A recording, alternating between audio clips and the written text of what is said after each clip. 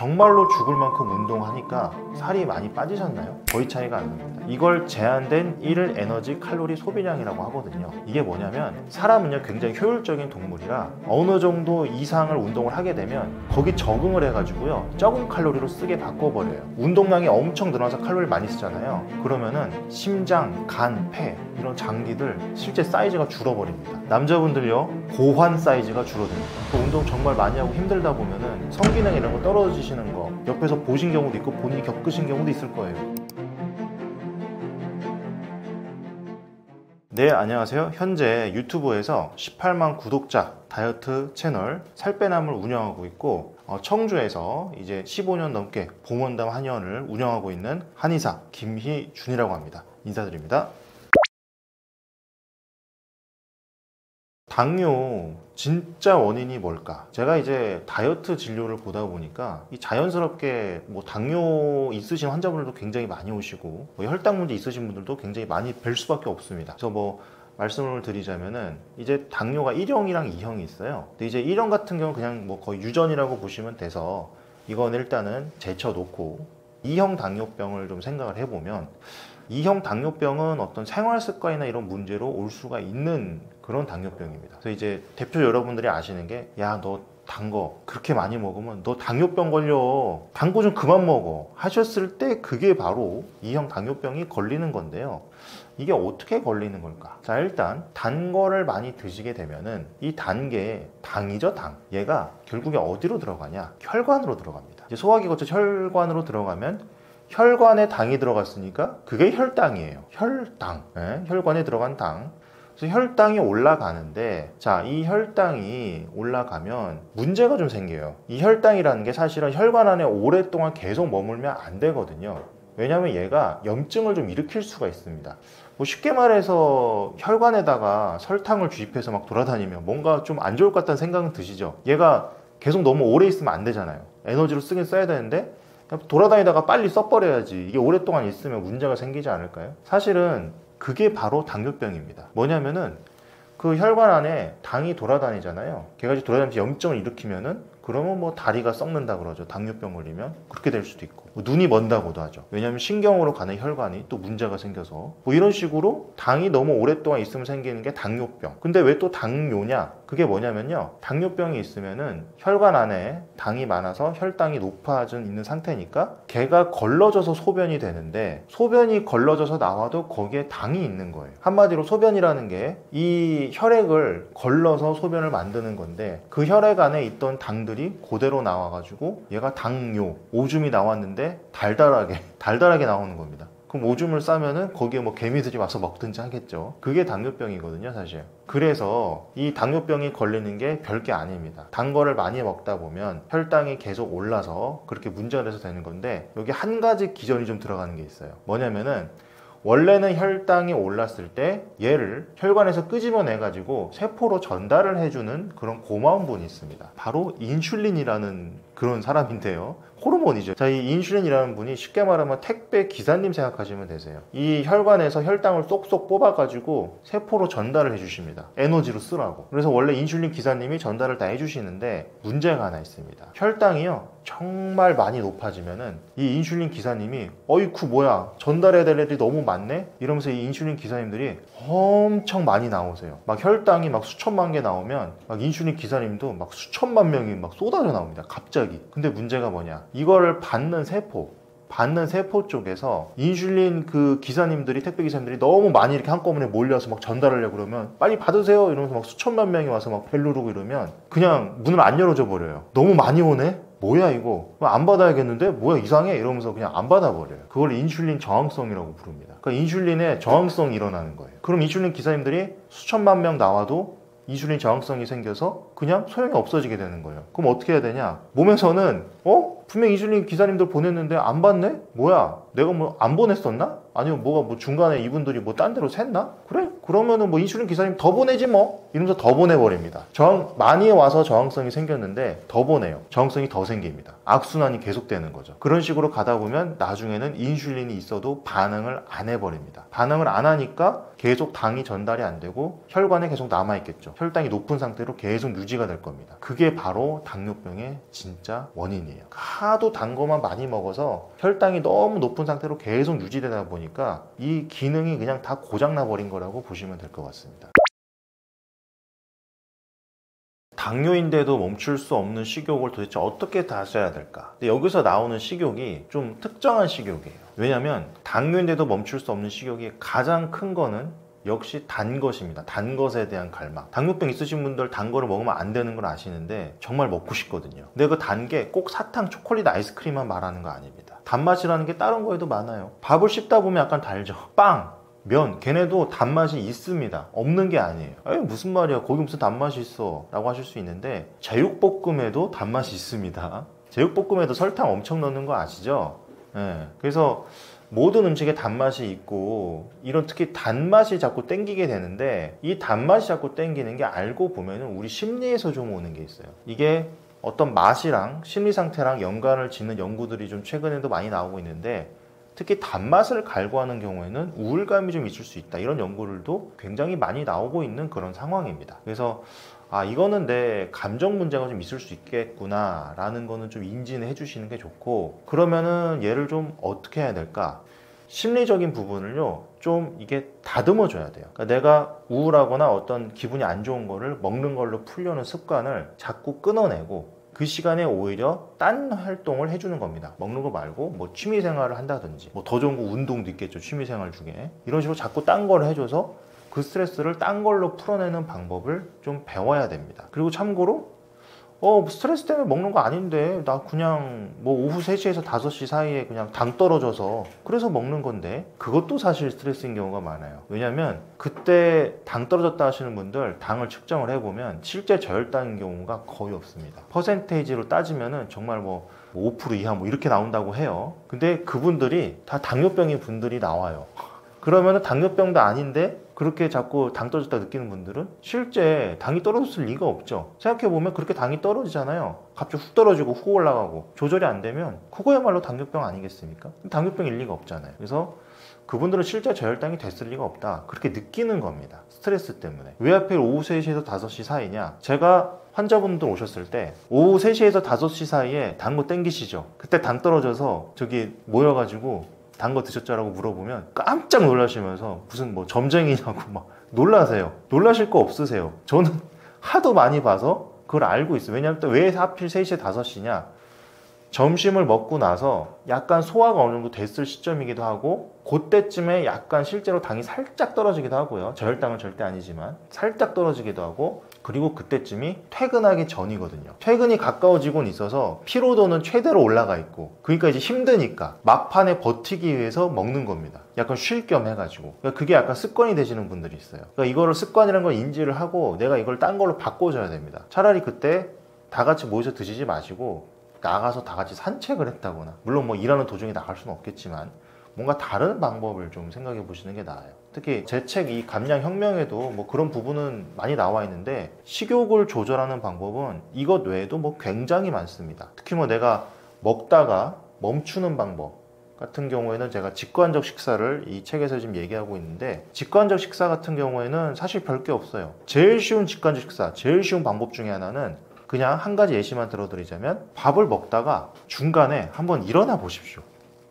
그냥 일어나 보시는 거예요. 밥을 먹다가 일어나면은 내가 배가 부른지 아닌지 굉장히 빨리 깨달을 수 있습니다. 왜냐? 이게 중력 때문에 위가 좀 내려오거든요. 그때 좀 더 포만감이 느껴져요. 그러니까 직관적 식사는 사실은 뭐냐면은 직관, 그러니까 내가 밥을 먹으면서도 내가 배가 부른지 아닌지 중간중간에 체크를 해주는 또 내용이 있거든요. 그 중에 하나가 일어나서 한번 체크를 해보는 겁니다. 이제 이런 여러 가지 자세한 방법들을 써가지고 식욕 조절을 해주시면은 그냥 억지로 의지로만 하는 게 아니라 제가 이 감량혁명에서 말하다시피 좀 무노력으로 내가 굳이 의지를 꼭 들이지 않고 힘들이지 않고 이 조절을 하실 수 있을 겁니다. 배가 부른지 안 부른지도 잘 모르세요. 대부분 환자분들이 다 까먹으셔가지고 그런 경우 많이 있으실 거예요. 앉아서 먹을 땐 몰랐는데 일어났더니 갑자기 배가 확 뭐야 이렇게 나 배불렀었어? 이런 경우 꽤 많으실 거예요. 이거는 대부분 느껴보셨을 거라 그 감각을 생각해 보시면 되세요. 그러니까 그렇게 많이 배부르기 전에 멈췄어야 되거든요. 일어나 보면 내가 배부른지 아닌지를 좀 더 빨리 알 수 있습니다. 그거를 진짜 배부름 찾기라고 합니다. 저는 사실 혈당이 이상이 있었던 적이 한 번도 없어서 저는 당뇨 걱정을 한 적은 없는데 이제 오시는 환자분들이 당뇨나 당뇨 전 단계는 뭐 너무 많이 배가지고 거의 뭐 다이어트 환자를 봐서 그런 걸 수도 있는데 저는 거의 70-80% 환자분들이 당에 문제를 달고 오세요. 그래서 많이 보게 됐습니다.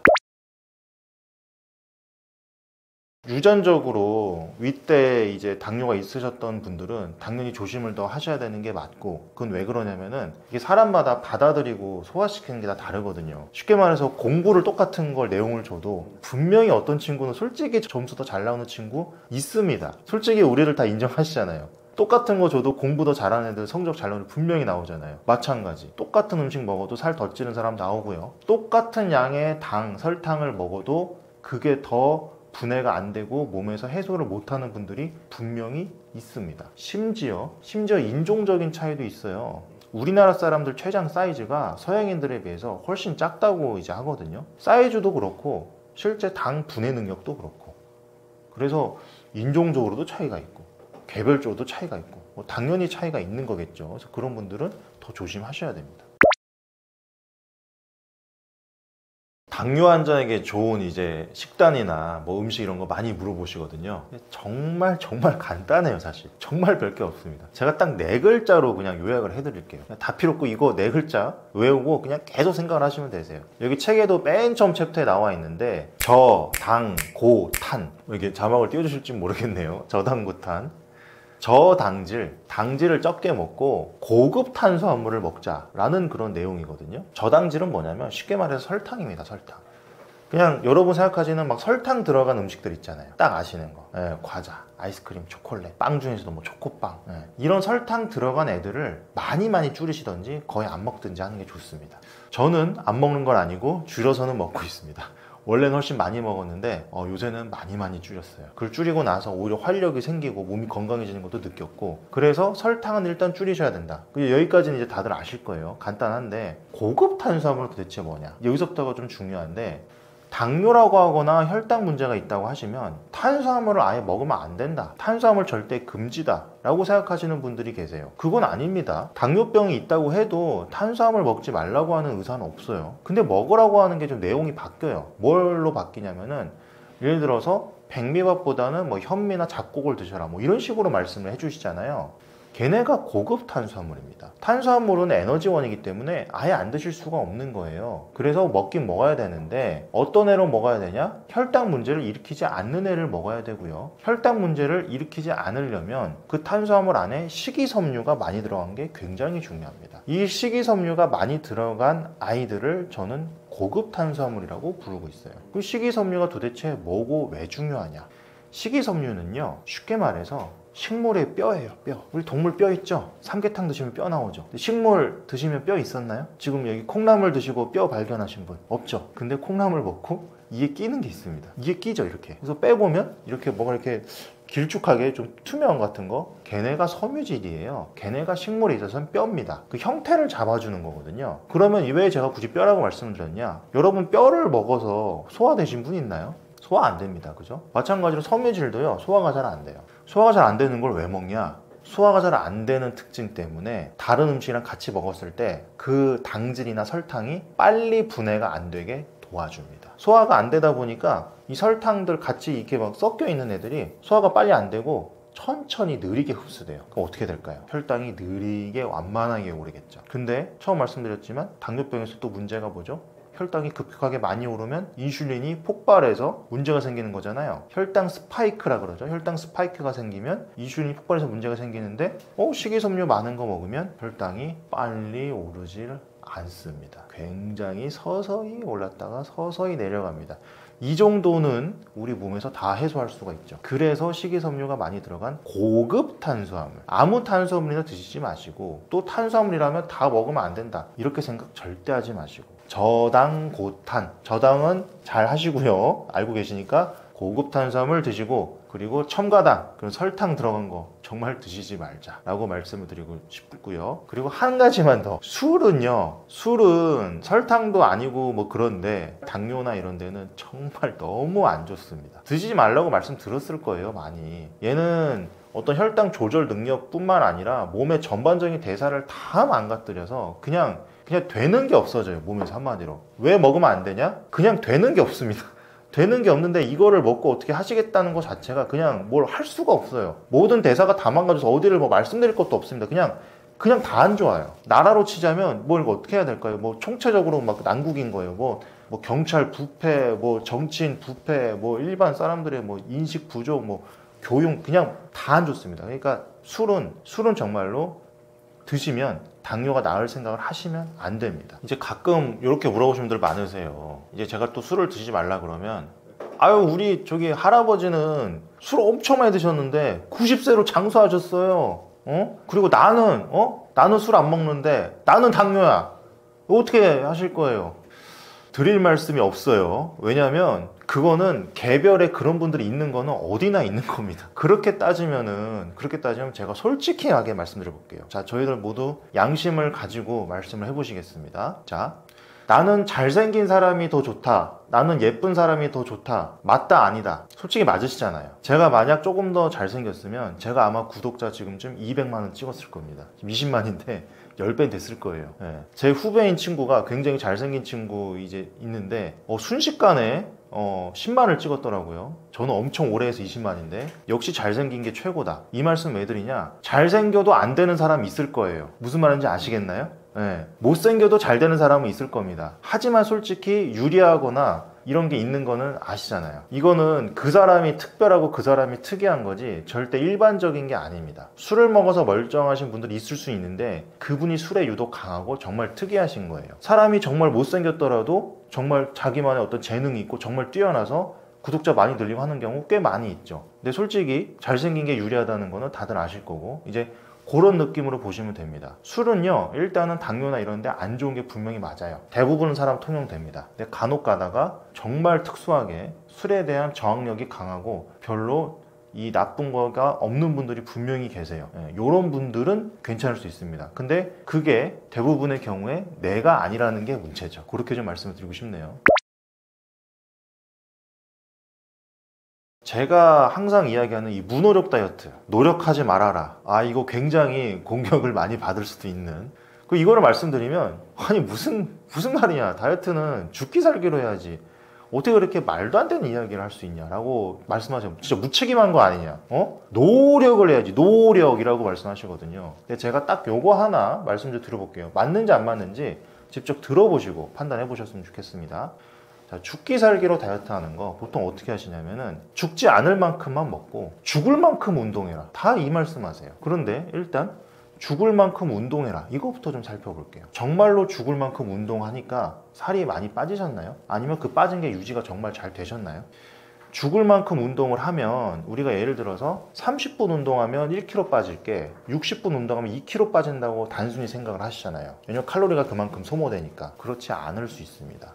아프리카의 하드자 부족이라는 이 부족이 있는데 이분들이요 하루 종일 걸어 다녀요. 막 10km 걸어가서 물 키러 오고, 저희는 그냥 슈퍼 가면 고기 사오죠. 이분들은 고기 사려면 잡아야 됩니다. 쫓아가서 활 쏴서 잡아가지고 와서 직접 가죽 벗기고 다 하셔야 돼요. 그러고 구워 먹어요. 훨씬 힘들겠죠. 원시 생활을 하고 계시거든요. 이분들 칼로리 소모량이 어마어마할 거 아닙니까? 어마어마할 것 같은데, 그런데 저희처럼 그냥 도시에서 살아가면서 소파에 누워서 이렇게 리모컨 지금 누르고 계시고 핸드폰으로 유튜브 보고 계시는 우리 시청자 여러분들과 그 하드자족의 하루 칼로리 소비량 얼마나 차이 날까요?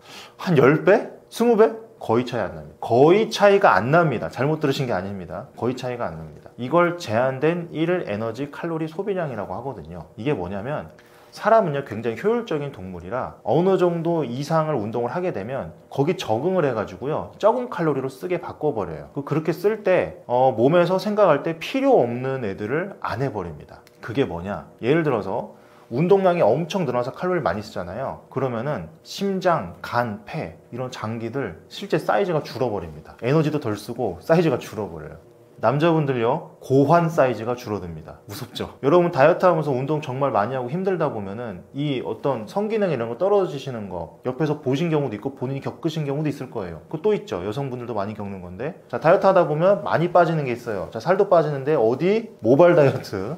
탈모도 다이어트 할 때 많이 겪으시죠? 이거 왜? 우리 몸 입장에서는 별 필요 없는 겁니다. 생존할 때 필요 없잖아요. 쓸모 없으니까 빼버려요. 그런 식으로 다른 거 필요 없는 데서 대사를 줄여버립니다. 운동을 아무리 많이 하셔도 딴 데서 대사가 줄어서 이 균형이 맞아버려요. 그래서 어느 정도 이상으로 많이 하실 필요 없습니다. 죽을 만큼 운동한다고 꼭 죽을 만큼 살이 빠지는 게 아니란 얘기예요. 그래서 일단 거기는 노력을 얼마나 많이 하든 결국에는 평균으로 회귀한다. 요걸 일단 말씀을 드리고요. 자, 그리고 또 두 번째, 죽지 않을 만큼만 먹어라. 그러면 정말 조금 드시는 분들이 많거든요.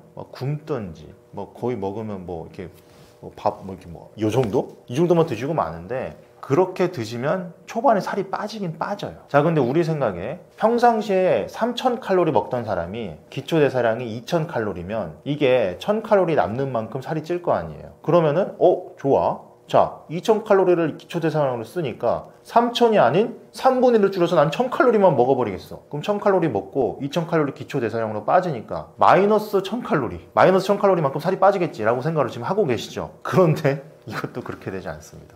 기초대사량이 원래 2000칼로리였으면 먹는 거 적게 들어온 만큼 기초대사량을 줄여버려요. 자동으로 줄어버립니다. 이걸 대사 적응이라고 표현합니다. 메타볼릭 어댑테이션. 대사를요 줄여버립니다. 아까 말씀드린 그 대사 줄어든 그거랑 비슷한 거예요. 먹는 게 들어오는 게 줄어들면은 쓰는 것도 줄여버립니다. 적게 씁니다. 그러다 보면은 이게 한도 끝도 없이 계속 서로 내려가는 거예요. 그러니까 어느 정도 굶다 보면 안 빠지고 정체기가 자꾸 찾아오는 겁니다. 그러다 어느 순간 입이 터져가지고 그냥 평소처럼 조금 먹었는데 살이 확 찌는 그런 현상이 생기게 되죠. 그래서 죽지 않을 만큼만 먹는 것도 문제가 됩니다. 이게 사실 쉬운 게 여러분 생각해 보시면 당연한 거예요. 평소 월급 500만 원 받을 때, 그럴 때는 평소 월급 500만 원 받던 소고기 스테이크도 먹고 와규도 먹고 오마카세 드시고 택시 타시고 하셨잖아요. 근데 만약 500 받던 사람이 갑자기 수익이 좀 안 좋아져가지고 갑자기 200으로 줄었어, 월급이. 택시 타실 수 있나요? 택시 못 타죠? 월세 내고 가는데 급급해가지고 돈을 못 쓰시잖아요. 우리 몸에서도 마찬가지예요. 들어오는 에너지가 줄어들면은 안 써버립니다. 쓰던 것도 줄여버려요. 다 안 써버려. 그렇게 해서 어떻게 해서든 아껴서 쓰게 됩니다. 마찬가지입니다. 자, 그래서 죽기 살기로 다이어트를 하는 게 생각보다 큰 소용이 없어요. 근데 오히려 중요한 게 있습니다. 자, 이게 네이처지라는 정말 유명한 학술 저널에 진짜 3, 40명의 정말 유명한 하버드 내 의대, 듀크 내 의대, 어디 국가의 보건복지부 담당자 유명한 분들이 3, 40명이 모여가지고 선언문이라고 하면서 냈어요. 이거는 꼭 봐라. 진짜 유명한 학술 잡지거든요. 거기에 그런 분들이 3, 40명이 모여서 냈는데 내용이 뭐냐? 그거 딱 이렇게 나와 있어요. 우리가 살이 찌고 빠지는 게 단순하게 의지력만으로 하는 거 아니다. 정말 수많은 다른 요소가 개입을 한다. 담즙산 분비, 췌장 크기, 우리 신경 전달, 호르몬, 인슐린, 그렐린, 렙틴, 수많은 요소들이 섞여가지고 살이 찌고 빠지고를 결정을 하기 때문에 얘네가 의지력으로 되는 게 아니다. 걔네 영향이 굉장히 크다라고 말을 하고 있어요. 근데 이게 당연할 수밖에 없는 게 어느 정도 살이 찌고 빠지는 게 좀 정해진 부분이, 내가 의지로 할 수 없는 부분이 있다는 얘기인데, 이거 공부할 때도 마찬가지잖아요. 똑같이 공부해도 성적 잘 나오는 친구 있잖아요. 똑같이 일해도 돈 더 잘 버는 사람도 있잖아요. 분명히 생깁니다. 똑같은 환경에서도 다르게 나와요. 당연한 겁니다. 그리고 생각해보면 저처럼 얼굴이 태어날 수도 있고, 저도 박보검 씨처럼 태어나고 싶었는데 불행히도 얼굴이 그러진 않았어요. 여러분들도 좀 더 잘생기고 싶었을 텐데 그런 분들 많으실 겁니다. 그 타고난 게 다르잖아요. 얼굴이 타고난 게 다르듯이 소화기관 타고난 거 얼마나 많이 다르겠어요. 우리가 얼굴이 이렇게 다르게 생겼는데 안에도 얼마나 다를까요, 도대체? 많이 다릅니다. 많이 다르고 안에 수많은 요소들, 아까 말씀드린 담즙산, 췌장 크기 어쩌고 저쩌고 수많은 호르몬들 수천만 개, 걔네들 다 다를 거 아닙니까? 다 달라요. 근데 그 다른 요소들 하나하나가 다 합쳐져서 살이 찌고 빠지고를 결정을 한다는 겁니다. 그리고 얘네들은 의지력으로 안 돼요. 지금 여기서 뭐 본인의 신경 전달 1.5배 의지력으로 올리실 수 있는 분이 있을까요? 아니면 담즙산 하면서 하면 담즙산이 나오고 뭐 이런 분들은 안 계시잖아요. 의지력으로 되는 게 아니에요. 의지력이랑 아무 상관없습니다. 얘네들은 뭘로 바꿔야 되냐? 시스템으로 바꿔야 되는 거예요. 몸이 잘 빠진 시스템을 만들어줘야 되는데 그 사소한 하나하나가 의지력을 하는 게 아니라, 예를 들어서 아까 말씀드린 호르몬 중에 렙틴, 그렐린 같은 호르몬, 렙틴은 날씬 호르몬, 그렐린은 뚱보 호르몬이거든요. 얘네는 의지력으로 어떻게 하실 수가 없어요. 렙틴은 나오기만 해도 살이 좀 빠지고 그렐린은 나오기만 해도 살이 좀 찌기 때문에, 그래서 날씬 호르몬, 뚱보 호르몬 부르는데 얘네 의지력으로 어떻게 하실 수 없잖아요. 얘네 뭘로 하셔야 되냐면요, 얘네 1순위는요 수면입니다. 수면을 잘 하셔야 돼요. 잠을 잘 자야 됩니다. 여러분 이제까지 다이어트 하시면서 잠 잘 주무셨나요? 잠에 대해서 생각해 보신 적 있나요? 이런 거 하나하나가 엄청 많아요. 다 쌓입니다. 다 쌓이면 커져요. 뭐야, 티끌 모아서 티끌이지, 그게 말이 돼요? 아니요. 티끌 모아서 태산이 됩니다. 여러분 카드도 월말에 카드 딱 보시면 200만 원, 500만 원, 400만 원 많이 나와요. 뭐 왜 이렇게 많이 나왔어? 뭐야, 250만 원? 그거 보시면은 내가 쓴 게 아닌 게 혹시 있지 않을까? 뭐 어디서 내 거 카드 해킹당했나? 해킹당한 거 아니에요. 다 여러분이 쓰신 거예요. 2만 원씩 썼는데 3만 원씩 썼는데 쌓여서 그렇게 된 거잖아요. 다이어트에서도 이렇게 작은 요소가 쌓여서 엄청나게 커집니다. 이 작은 요소들을 잘 조합을 해가지고 잘 빠지는 시스템을 만들어서 살이 빠지게 하겠다는 게, 그게 바로 무노력 다이어트거든요. 노력으로 하지 마시고 무노력으로 시스템 만들어서 다이어트 하시라는 겁니다. 근데 시스템 이거 여러분 딴 분야에서는 굉장히 중요하게 생각을 하시는데 유독 다이어트에서만 자꾸 의지력 타령을 많이 하세요. 그 왜 그런지 모르겠는데, 지금 직장 다니신 분들 딱 생각해 보세요.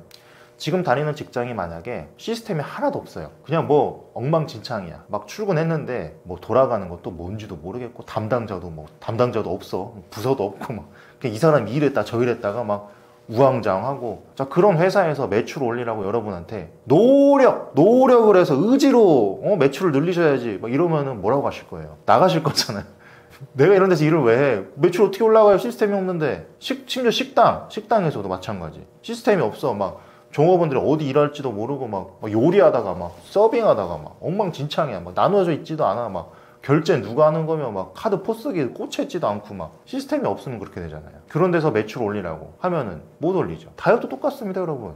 시스템도 안 갖춰주고 노력, 의지만으로 하라고 하니까 당연히 살이 안 빠지죠. 잠깐 빠질 수는 있죠. 정말 노력을 해가지고 잠깐 빠질 수 있는데 돌아오시잖아요. 왜? 노력만 계속 하려고 하는데 그게 한계가 있으니까. 언젠간 쓰러지니까. 그래서 노력은 처음에 이 시스템 갖추는 거, 공부하는 거, 책을 읽고 공부하는 거에 살짝만 쓰시고, 그 뒤에 그 시스템 갖추는 거에만 살짝만 써주시고, 그 뒤에는 무노력으로 하시라는 게 바로 제 무노력 다이어트의 내용입니다. 약이나 운동 없이도 무노력 다이어트가 가능하냐? 분명히 가능합니다. 일단은 운동, 근데 여기서 무노력 다이어트에서 말하는 게, 운동으로는요 여러분 체중 감량을 하는 게 아니에요. 운동은 하는 이유가 따로 있으세요. 운동은 어떤 마이너스 되는 부분을 좀 없애주는 게 좀 더 큽니다. 예를 들어서 정체기 극복하는데 운동 도움되고요, 요요 방지하는데 운동 도움되고, 또 건강을 유지하는데 운동 도움되고. 그러니까 이제 건강하지 않으면 살이 잘 안 빠지니까 지방 분해도 건강해야 잘 되니까 건강하지 않은 요소를 없애주는 거죠. 그리고 근손실을 또 방지해줍니다. 근육이 많이 빠지면 사실 좋을 게 없거든요. 살 축축 처지죠. 뭐 여러분 걱정하시는 대사량 줄어드는 문제도 어느 정도 있죠. 그래서 이런 마이너스 되는 부분을 운동이 다 없애줘요. 근데 운동을 안 하면 이 마이너스를 계속 안고 가셔야 됩니다. 한마디로 뭔가 돈을 모으시는데 계속 돈 빠져나간 데가 있는 거예요. 돈을 모아야 되는데 한 달에 200씩 계속 나가, 어딘가에서. 그거 막지 않고 돈을 잘 모으실 수 있을까요? 뭐 물론 한 달에 뭐 1,000만 원씩 버시면 될 것 같은데 그게 과연 꼭 잘 될지. 저 같으면은 이 마이너스 되는 거 막고 돈 적당히 벌면서 좀 모으려고 할 것 같아요. 그래서 운동은 뭐 없이 할 수도 있겠지만 하는 게 좋다. 그래서 여기에도 운동 너무 힘들게 안 하더라도 어느 정도 좀 하셔라 라고 말씀을 드리고 있고요. 두 번째는 약인데, 무노력 다이어트 하시면 사실 약이 꼭 필요하진 않아요. 근데 필요한 사람들이 있어요. 그래서 무노력 다이어트가 안 되기도 하고 어떤 의학적인 이 간섭이 꼭 필요한 분들도 이 안에 내용이 들어가 있는데, 그런 분들이 보통 어떤 분들이냐면, 뭐 첫 번째는 병이 있거나 아니면은 살이 찌는 병이 있거나, 뭐 그 병 때문에 먹는 약 때문에 살이 찌거나, 예를 들어서 여성 호르몬제를 드시는 분들이 있는데 여성 호르몬제가 좀 살찌는 경우도 있고, 또 불면증 약 중에는 자기 전에 먹게 만드는 애들이 또 있어요. 이거 불면증 약 드신 분들은 무슨 말인지 아실 거예요. 그런 경우도 있고, 또 병 중에는 뭐 갑상선 기능 저하증이라든지 이런 거 살찌는 것들, 그러면은 뭔가 다이어트 관련된 약을 같이 먹으면서 뭔가 질병 치료도 하고 이렇게 좀 의학적 간섭이 들어가야 되는 경우가 있습니다. 또 다른 경우는 웨이트 사이클링이라고 하는데 살이 빠졌다가 쪘다가 계속 반복하시는 분들이 있어요. 이렇게 계속 반복을 하면은 대사가 망가집니다. 그럼 그 대사를 사실 원래대로 돌려야 되는 의학적 간섭이 좀 필요하세요. 이런 분들 좀 약을 드셔야 되겠고, 그리고 좀 마지막으로 이미 다이어트 약을 하도 많이 먹어봤는데 갈수록 살이 안 빠지네 하셨던 분들, 이거 이미 약으로 인해서 좀 약간 내성이나 좀 문제가 생기신 경우에요. 이건 이미 그렇게 돼가지고 이거를 약은 약으로 잡아야 된다고, 이런 경우에도 약을 좀 어느 정도 해가지고 몸의 좀 상태를, 이상 상태를 해소해 줄 필요가 또 있습니다. 그래서 이제 이런 분들은 그냥 순수하게 무능력을 하긴 좀 어려울 수 있고, 이런 분들은 병원에 가셔서 어떤 그런 치료를 좀 받아야 될 수 있다라고 말씀드릴게요. 네, 요새 보면은 이렇게 뭐 유튜브나 블로그 등에 정말 위고비보다 뭐 효과 좋은 올리브오일 이러면서 많이 올라오더라고요. 정말 많은 분들이 또 하고도 계시고, 심지어는 뭐 제 채널에도 오셔서 댓글로 올리브오일 어떻냐 라고 물어보신 분들 굉장히 많으세요.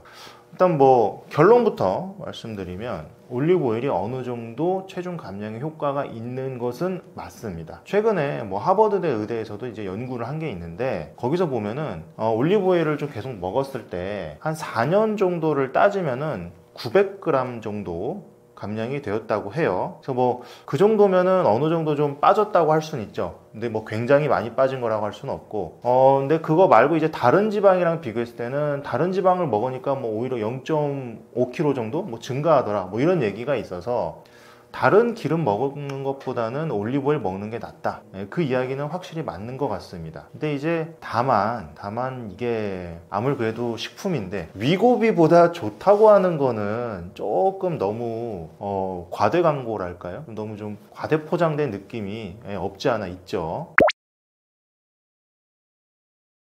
이게 이제 제가 오늘 나와서 가장 좀 우리 시청자 여러분께 충격적인 내용일 수도 있고, 저 사람 저렇게 말하는 거 맞을까 싶으실 수도 있을 것 같아요. 왜냐하면 올리브오일을 대부분 드시는 분들이 공복에 드시는 분들이 정말 많고, 뭐 공복에 먹으면 되냐 다 그렇게 물어보시거든요. 근데 제가 지금 좀 많이 반대의 말씀을 드릴 겁니다. 왜냐하면 올리브오일 공복에 드시는 분들 굉장히 많은데, 이걸 공복에 먹었을 때 뭐 이득이 좀 될 수도 있다라는 연구들이 있긴 있어요. 그래서 뭐 보면은 뭐 위 배출이 뭐 지연된다, 아니면 뭐 담즙산 분비에 관련해서 좀 좋은 영향이 있다, 뭐 이런 것들이 있긴 있는데, 그 근거들이 사실은 좀 약합니다. 약하고 많이 없고, 그래서 이게 또 생각을 해보면 이렇게 올리브오일을 공복에 먹는 게 주로 어디서 하냐면 지금 우리나라에서 많이 하고 있고, 정작 다른 나라 가면은 이게 엄청 활성화되어 있냐? 아니에요. 특히 올리브오일 이제 뭐 물론 중동에도 있겠지만, 이제 우리는 보통 이탈리아를 생각하잖아요.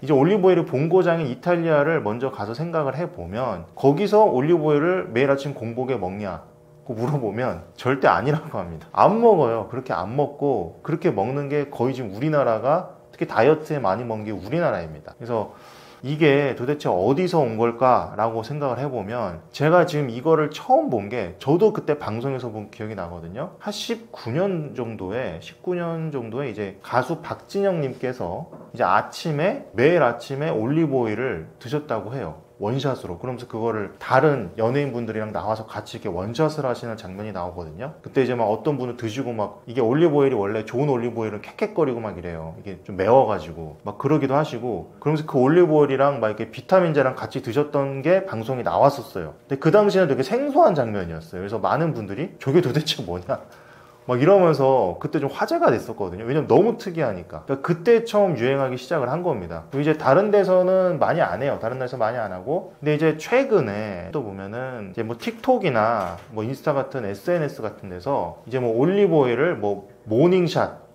오일샷 이래가지고 드시는 분들이 있어요. 그렇게 해서 드시는 분들이 좀 있긴 있는데, 그거는 이제 좀 사실 근거가 있다기보다는 약간 틱톡에서 유행할 만한 전형적인 이 바이럴 좀 챌린지 같은 느낌? 그런 느낌이고, 또 어떤 분들이 간혹 나와서 올리브오일을 뭐 레몬 주스를 타서 드시고 이러는데, 이것도 사실 뭐가 근거가 있는 건 아니고 그냥 그분이 그렇게 하셨던 겁니다. 근데 이제 그걸 하시는 분들이 대부분 엄청 날씬한 분들이 나와서 하거든요. 그러니까 왠지 좀 그럴싸해 보이는 거죠. 그래서 그게 좀 최근에 많이 퍼진 것 같다라는 게 제 개인적인 의견이고, 개인적 의견 외에 이게 뭐 딱히 공복에 먹으면 근거가 있냐? 사실 근거는 많이 없다는 거 다시 말씀드리고, 오히려 공복에 먹었을 때 이렇게 뭐 소화하기가 안 좋아지는 느낌이거나 뭐 이렇게 소화불량이 있거나, 생각해 보시면 아침에 공복에 기름을 드시면 니글니글한 분들이 많지 않을까요? 막 토하는 분들도 있고요. 실제로 저희 환자분 중에 뭐 본인이 해보셨다고 하는데 막 토할 것 같았다, 하루 종일 너무 힘들었다, 메스꺼웠다, 뭐 두통이 있었다 등등 다양한 증상이 있을 수 있거든요. 그래서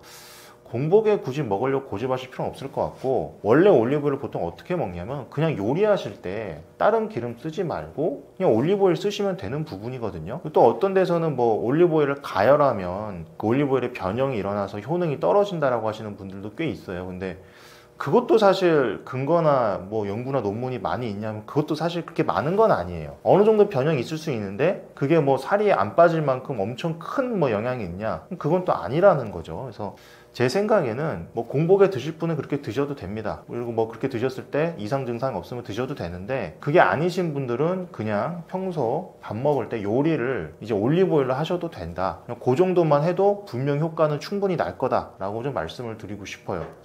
요게 이제 대부분의 지금 나오는 내용들이랑 너무 상이해서 좀 거부감이 있으실 수도 있을 것 같은데, 이제 제가 아는 바로는, 제가 조사한 바로는 분명히 이렇기 때문에 요 말씀을 드리겠습니다.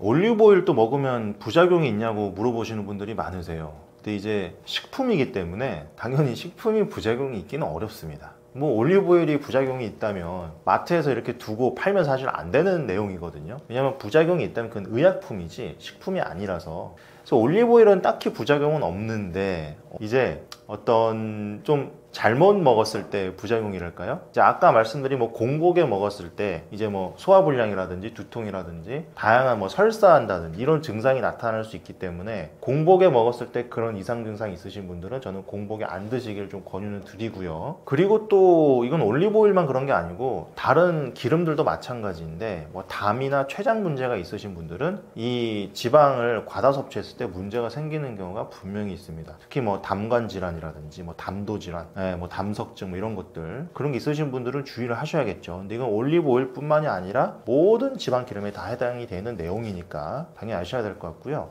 그리고 또 올리브오일에 함정이 있는 게, 이게 먹을수록 살이 빠진다고 생각하시는 분들이 꽤 많으세요. 왜냐면 뭐 올리브오일을 먹으면 뭐 대사가 싹 바뀐다, 뭐 몸의 모든 게 지방이 빠지는 몸으로 변화한다, 뭐 이렇게 믿고 계시더라고요. 그래서 원래는 아침에 공복으로 드시는 분들이 보통은 뭐 티스푼 1개 정도를 드시는 분들이 많은데, 이제 더 많이 먹으면 더 많이 빠진다 이렇게 생각을 하셔가지고 그러면 이렇게 컵에 가득 따라서 정말 드시는 분들도 봤습니다. 근데 이게 아무리 올리브오일이 좋더라도 지방은 1g에 9칼로리가 나오잖아요. 그래서 그게 사실은 생각보다 칼로리가 굉장히 높아집니다. 그래서 그렇게 많이 드시면 이제 부작용이랄까요? 살이 찌겠죠. 살이 찌는 부작용이 있을 수 있기 때문에 어디까지나 적당량으로 먹어야 되고, 아침에 공복으로 드실 때는 제 생각에는 1티스푼 정도, 그리고 뭐 그거를 요리에 드실 때는 그냥 다른 기름 대체하는 정도로 쓰시면 될 것 같습니다. 올리브오일 어떤 거를 골라서 먹어야 되냐 이렇게 물어보신 분들 많은데, 굉장히 중요합니다. 지금 제가 말씀드린 내용 중에 제일 중요할 것 같아요. 어떤 올리브오일을 먹느냐에 따라서 너무 천지 차이가 나기 때문에 오히려 진짜 그냥 안 먹는 게 나은 경우도 있고요, 정말 잘 골라서 먹으면 훨씬 효과가 좋고, 이게 정말 큰 차이가 나니까 꼭 주의해서 들어주셔야 됩니다. 올리브유는요, 절대적으로 엑스트라 버진 올리브오일만 드셔야 됩니다. 이게 영어로 EVOO라고 보통 이렇게 줄여서 얘기하거든요. 정말로 중요합니다. 이게 뭐냐면은, 올리브 오일도 생각해보면 이게 짜서 만드는 기름이잖아요. 이제 압착을 해서 짜서 만드는 건데, 이게 첫 번째 짠 거랑 첫 번째 짜고 두 번 짜고 세 번 짜고 뭐 진짜 10번 짜고 계속 끝까지 짜내가지고 막 정말 쥐어 짜낸 거랑 다릅니다. 첫 번째 짜는 게 제일 좋아요. 이거는 우리나라도 마찬가지인 게, 우리나라도 뭐 참기름, 들기름 만들 때 첫 번째 짠 거를 제일 좋다고 보잖아요. 그래서 한 번만 짠 기름 뭐 이렇게 광고도 하고 막 그러죠. 근데 그거를 여러 번 짜면은 참기름, 들기름도 맛도 없고 이상한 거 여러분 다 아실 겁니다. 올리브오일도 똑같습니다. 맨 처음 짠 게 품질이 가장 좋아요. 특히 뭐 이렇게 항산화 물질이 굉장히 많이 들어있거든요. 맨 처음 짠 거에. 맨 처음 짠 거 외에는 그 항산화 물질이나 그 효능 있는 물질들이 다 줄어듭니다. 거의 없어져요. 그럼 그냥 기름 먹는 거랑 똑같아지는 거죠. 올리브오일 먹는 게 아무 소용이 없는 겁니다. 그래서 엑스트라 버진 올리브오일 무조건 기억을 하셔야 되고, 이거를 최우선으로 보시고 그런 다음에는 사실은 좀 비싼 올리브오일이 아마 시중에 나와 있는 게 보이실 거예요. 그래서 마트 같은 데 가시면 이건 왜 똑같은 엑스트라 버진 얘는 이렇게 비싸지? 해서 보시면 보통 이탈리아 같은 데서 상을 타는 애들이 있습니다. 상을 타거나 어느 정도 이렇게 좀 전통이 있는 곳에서 나온 것들, 걔네들은요 좀 가격이 비싸요. 그렇게 해서 걔네들이 가격이 비싸게 나오는 겁니다. 그래서 대부분은 가격이 비싸고 엑스트라 버진이라고 써져 있을수록 사실 좋은 거라고 보시는 게 맞아요. 근데 이제 그 안에서도 뭐 매년 상 타는 곳이 다르니까 이거를 계속 뭐 일일이 추천드리긴 어렵고, 그냥 전반적으로 보셨을 때는 그냥 마트나 이런 데 가셔서 엑스트라 버진부터 찾으시고 그 다음에 좀 비싼 게 좀 더 나을 수 있겠다라는 생각 하셔야 됩니다. 이게 비싼 게 이유가 있습니다. 보통 상을 타거나 한 거기 때문에. 그리고 이제 세 번째는 그 올리브오일이 꼭 유리병에 있는 거 사실 중요해요. 왜냐면 어떤 기름이든지 그런데 유리병에 있어야 되고, 색깔이 약간 보시면 그게 약간 불투명한 느낌? 약간 뭐 녹색이나 갈색 느낌이잖아요. 그게 빛이 많이 들어오면은 이게 산패되거나 좀 이렇게 문제가 생기거든요, 기름에. 그래서 그런 병에 들어가 있는 거고, 저는 개인적으로 플라스틱 병을 선호하지 않는 게, 플라스틱은 아무래도 냄새가 좀 배더라고요. 이 유리는 거의 반응을 안 하니까 냄새가 거의 배질 않습니다. 그래서 저는 유리병을 선호한다는 점 말씀드려서, 첫 번째 엑스트라 버진 꼭 기억하시고, 두 번째 비싼 건 이유가 있다, 세 번째 유리병 꼭 주의하시고, 네 번째 그럴 리는 없을 텐데 유리병이 투명한 건 절대 고르지 마셔라 라고 말씀드리고 싶어요. 올리브오일 이 복용 뭐 시작해도 되냐라고 좀 이렇게 좀 꺼려지시는 분들, 뭐 망설이시는 분들 분명히 있으실 거예요. 왜냐면 이게 기름을 그냥 생으로 먹는 거다 보니까 좀 그런데? 라고 생각을 하실 거예요. 근데 일단 뭐 크게 망설이실 건 없는 게, 올리브오일은 맨 처음 말씀드린 대로 이게 식품입니다. 식품이고 어딜 가나 마트에 다 있고, 정말 인간이 수천 년을 먹어왔어요. 뭐 이탈리아에서는 진짜 뭐 정말 어마어마하게 먹겠죠. 우리나라 뭐 참기름, 들기름 먹듯이 더 먹을 수도 있고요. 근데 올리브오일 먹고 문제됐다는 사람은 아직까지는 크게 보지 못했습니다. 물론 공복에 먹었을 때 기름이 공복에 들어가니까 조금 뭐 소화가 안 되고 그런 건 있을 수 있겠지만, 그 외에는 정말 딱히 부작용이 큰 게 있을 수가 없다. 단지 올리브오일 뭐 정말 많이 먹으면 기름 칼로리 때문에 살찔 수 있겠지만 그거 외에는 탈릴 게 거의 없습니다. 따라서 올리브오일 부작용은 크지 않고, 그런데 분명히 아까 말씀드린 대로 효과가 어느 정도 증명이 돼 있고 효과가 납니다. 살 빠진 도움이 좀 돼요. 그러면 사실 굳이 안 먹을 이유가 많이 없겠죠. 왜냐하면 득은 있는데 실은 생각보다 많이 거의 없으니까. 그래서 올리브오일 만약 생각해보고 있으셨다면 뭐 지금 당장 가셔서 사셔가지고 뭐 아침에도 뭐 공보로 드실 수 있는 분은 한번 드셔보시고, 분들은 그냥 평소 요리할 때 기름으로 쓰셔도 될 것 같습니다. 다이어트를 시작을 하기가 참 두려우신 분들 많으실 거예요. 많이 해보셨는데 실패하고 아니면 요요하고 했던 분도 많으실 거고, 그런 분들이 보통 생각하시는 게 의지력을 이제 써야 되니까 그래서 이제 하기 싫어하시는 거거든요. 하기도 두렵기도 하고요. 그럼 단순히 생각해봐도 다이어트를 하면은 시간, 돈, 노력 다 들어가는데, 우리가 숙제한 것만 날려도 아니면은 뭐 일하다가 이게 정전돼서 날아가도 두렵고 힘든데, 다이어트는 몇 개월을 해야 되는데 그게 다 날아간다고 생각하면 너무 두렵죠. 그러니까 시작도 못 하세요. 돌아올 수도 있고. 그래서 힘들 수 있는데, 이때 의지력만 생각하실 게 아니라 이런 방법이 있구나, 이런 시스템으로 하면은 내가 크게 힘들지 않고 이 시스템만 잘 짜면은 유지할 수 있겠구나 하는 생각으로 좀 마음을 바꿔보시면 아마 조금 더 다이어트 시작하시기가 수월하시고 쉬우실 거예요. 두려움도 훨씬 사라지고. 그래서 의지력을 또 해야 되는데 의지력 어떡하지 하는 두려움이 있으셨던 분들, 제 감량혁명, 이 무노력 다이어트를 하고 있는 이 책을 한번 좀 읽어보시고, 무노력 다이어트 체중 유지 쉽게 하시고 계속 이게 유지를 하셨으면 좋겠고요.